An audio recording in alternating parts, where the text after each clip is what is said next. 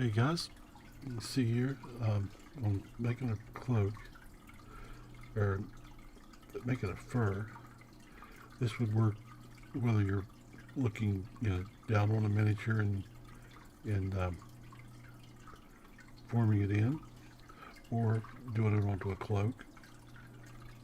What I'm basically doing is taking and scribing little lines into what could be green stuff. This here happens to be super sculpty.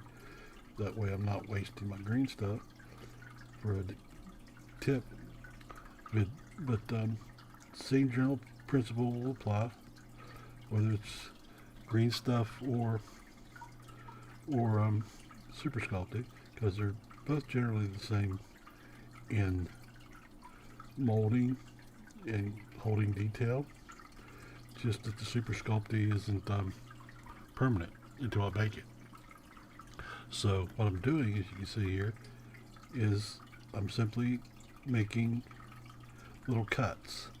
This here is basically just a form, cloakish type form. Got ridges and stuff in it. And what you do is you'll follow your flat zones. You see, this was the flattest, lowest area, so I started in there first. Just out of preference. Wasn't really any particular reason. You go in, you just start making little cuts.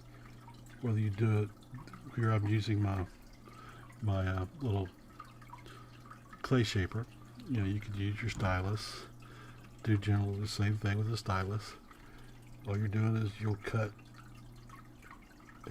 make a impression in your green stuff. I'm not using the stylus right now on this here. The main reason is, see right there where it actually digs, where the clay shaper on Super Sculpty doesn't dig. You can actually get in there and make fine little lines without it actually cutting the green stuff or the Super Sculpty. The pick might work better on green stuff because you can push and pull, but you're basically doing the same here with the knife or with the chisel point. Is you're cutting or pulling, pushing your medium where you want it. And like this one here, you get back through and it's a little too big. Simple, just add a little push to it and it becomes more fur-like. And like I say, you follow your flat zones. Right through here I went, because it slopes in, I cut curves in. That would make that little slope. Same as here, this is a sloped. I'll follow gravity and just cut over. Just work up underneath to sort of give you your tips of your hair. Bring it over the top, just flow it up, make little creases.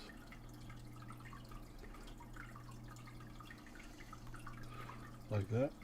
And then when you get to the other side, go the other way.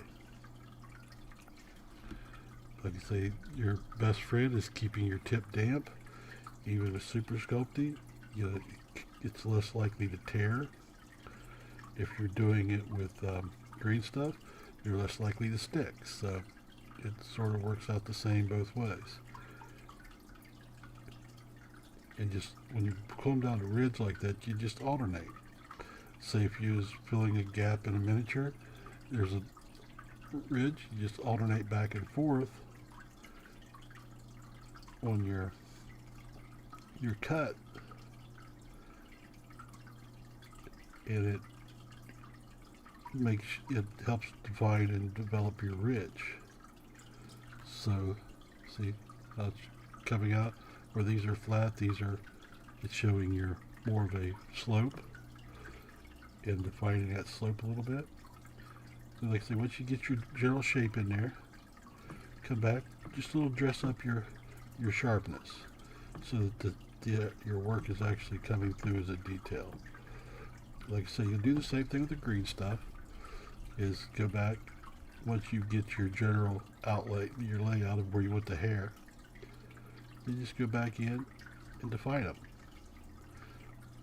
Sometimes you'll have to push to get your cut.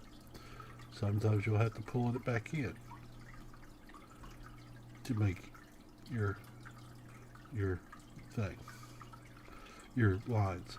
And to me, it basically, if you've ever drawn flames, that's what you're doing. You're making a 3D flame. At least, the way I'm seeing it right here is, like I say, you take a little swoosh mark for a flame, and you go in and make a fur out of it. But that little line is giving you your curve and stuff for your flame. And you just keep working around. Like I say, gravity will tell you which way that the fold is going. Like right here, you're in another flat area, so it's going to just lay in.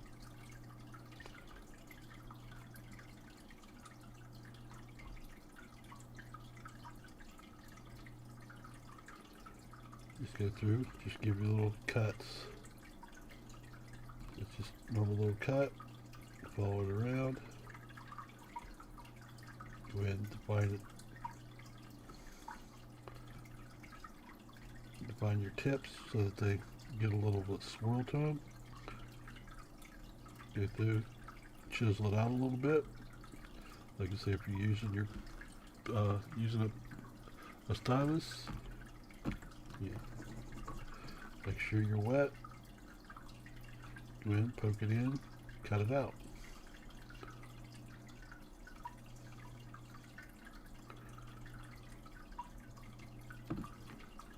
And basically it's just a poke and pull. I'm sorry guys if that furnace kicks in over my voice. We got our first snowfall here in West Virginia today. So it's like 20 degrees outside, and at noon, and that's going to be about our high for today. So the furnace is getting its first winter workout. So let's say it might drown out. Like I say, with the point, you just go in, you start picking out the details. Using a stylus, you just go in, poke and pull, clean up your edges, and you'll start seeing the fur develop. And you'll just, like I say, follow what you've got. If you've got contours in your figure you're trying to put it down on, follow those natural figures or natural contours. If you put it on a cloak, gravity, just think which way the gravity is going to be going and follow that line. And by poking, cutting you a little guide and going in and defining it. Like here, the rounding down into that little valley. You go from the top, go in.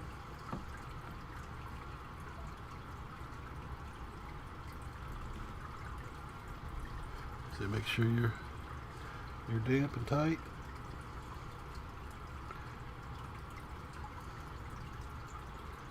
We gotta down that way.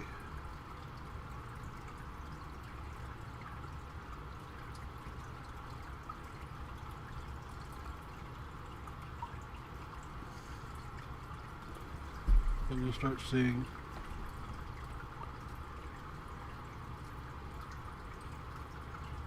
fur cloak. You don't have to go all the way top to bottom if you just wanted to do like a top on a cloak. You would just work out like this section here. If you just want to do a rim, on the rim it works the same way. Oops, where are we at? You get to back in focus here. So you just take your rim, like here at the bottom would be the low spot. Just go in, start working this edge the same way you did from the top.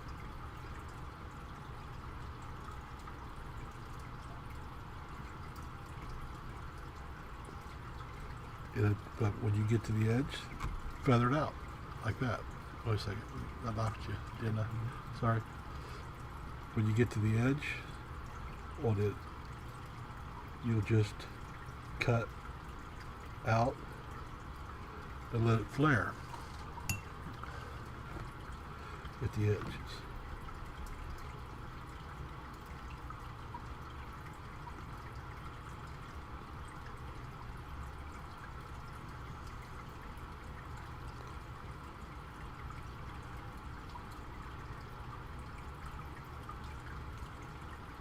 And that'll give you your cloak edging.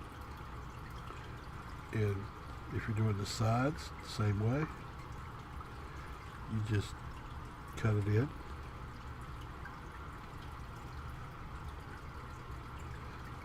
Where you've got like a thick one like that you don't really want, all you gotta do is cut it in half.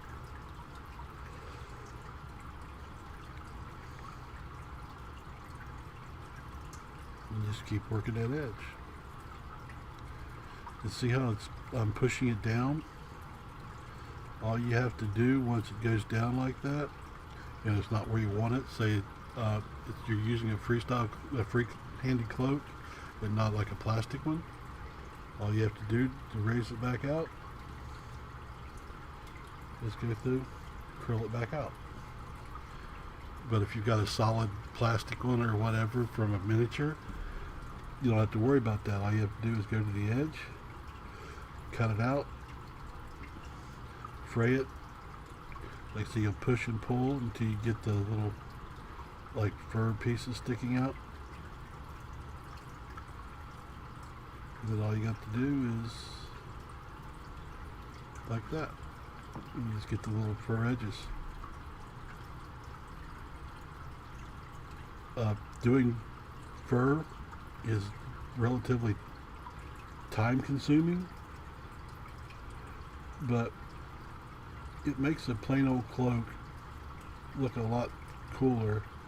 With basically anytime you add detail, you're adding appeal to the figure. So if you take a flat old cloak that's kind of boring and normal, add fur to it, it becomes a little something special. And it's an easy mod for converting any figure. You have Warhammer, 40K, fantasy, your D&D figures, whatever you're working on. And all you do once you get to the edge is, like I say, fringe it out like that, and then just start working backwards or forward up to it. And if you're going, coming down all the way to it. But if you just want an edge, just fray it like that there. And then once you get to your fray done, you just backtrack it into the cloak a little bit, sculpt in a little more hair basically by pushing and pulling the green stuff. And like I said, watch which way gravity will pull.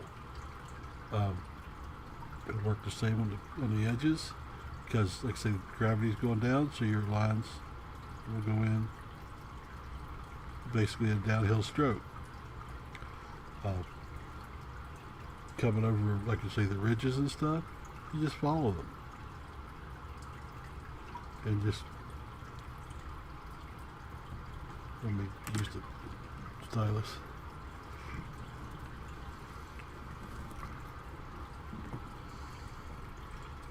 So you just start cutting in your areas.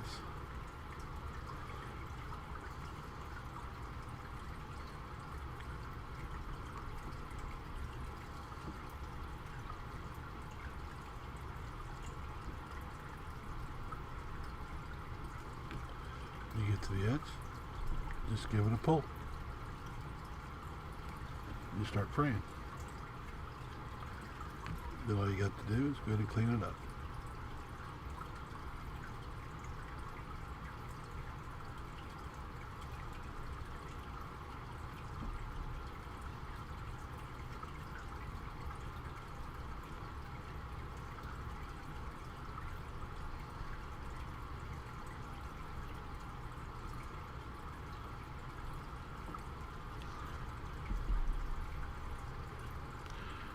And the same down here. It's like I say, it's gonna be it's a little tedious and time consuming, but the results will pan out in the end. There you go. So, a quick little tutorial on how Van Hammer would sculpt a fur or a fur cloak. Like I say, you don't have to do it on a cloak. If you wanted to, say you got a gap or something, you wanted to fill a gap, take your green stuff, go into the gap, follow the contours of where the figure should be, and it'll fill a gap for you and give you more detail, and just generally make a more interesting figure. You do the same thing, like where like the arms go into a figure and there's a little gap. All you got to do is take that gap, fill it with a little bit of green stuff, add a little bit of swirl to it, and you'll start seeing this little fur comes up. And gap will disappear and actually become something that, a little bit more visible and worth seeing.